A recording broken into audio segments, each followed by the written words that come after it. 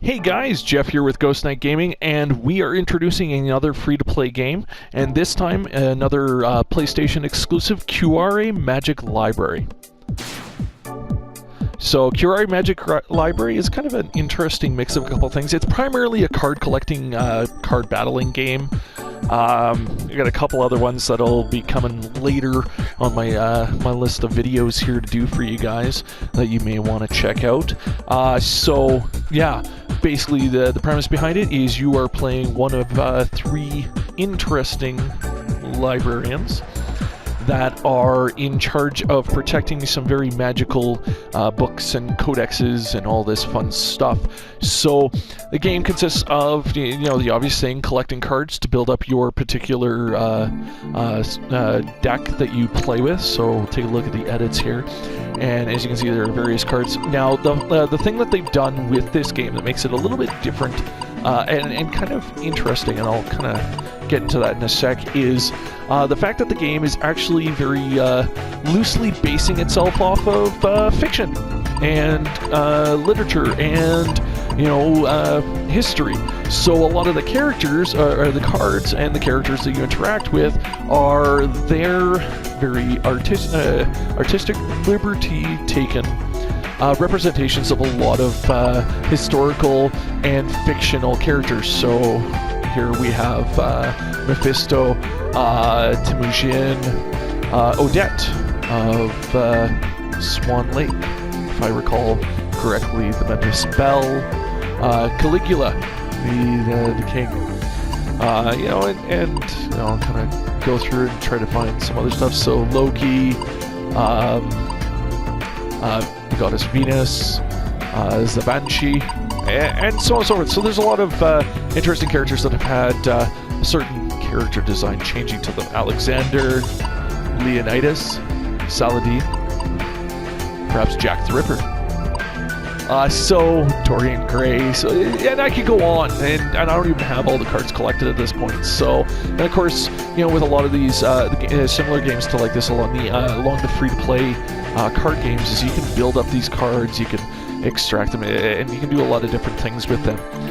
They do give you a library where you can look at all of your cards and kind of look at where some of them come from. So you sit and you can click on one and it'll give you details about it. So in this case, the Gremlin, it'll actually show you the original source that they have the character from, you know, and kind of play with the background behind them. So it's kind of neat. I kind of like that.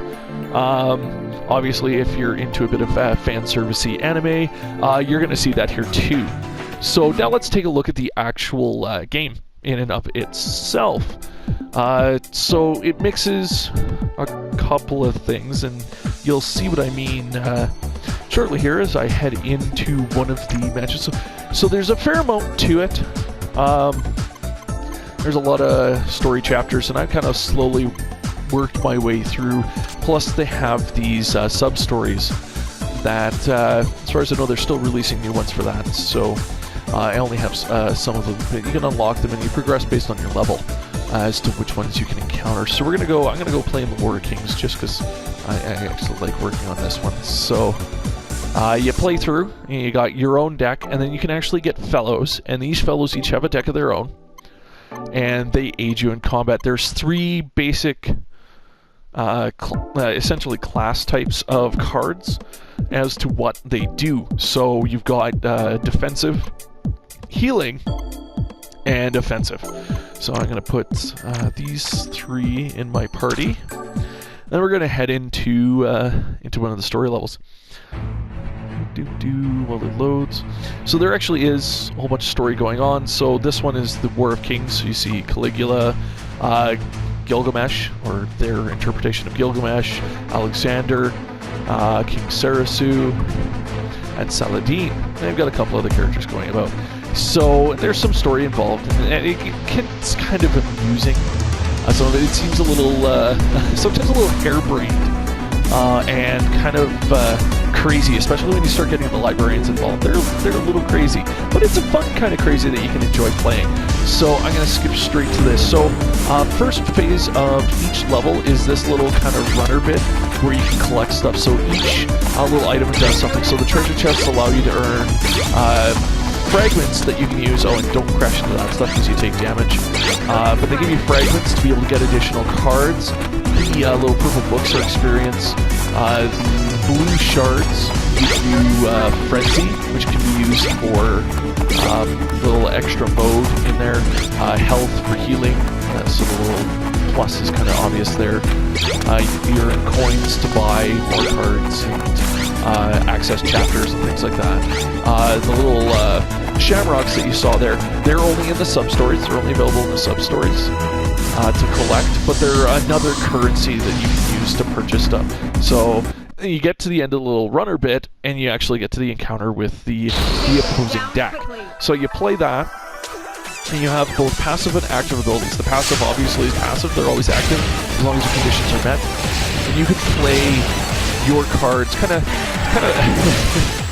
weird bit of gameplay, because they play their cards, they attack you, you auto-attack, and you play your cards. And each card does different things. You know, it can heal, it can do damage, it can defend you. So I can just play 4-5-4, so that defends a little bit. Once their hit points are gone, you win the match. A little bit higher level than this area. So as they level up, they give you more hit points and more attack power. Your hit points and attack power are the combination of all of your 10 cards. And obviously, early on in the game, you won't have access to all 10 cards, because you may not have enough cards, especially of a certain type. But you build it up, and you build up your deck. Also, I think you have to level to access the more areas. I can't remember. It's been a while.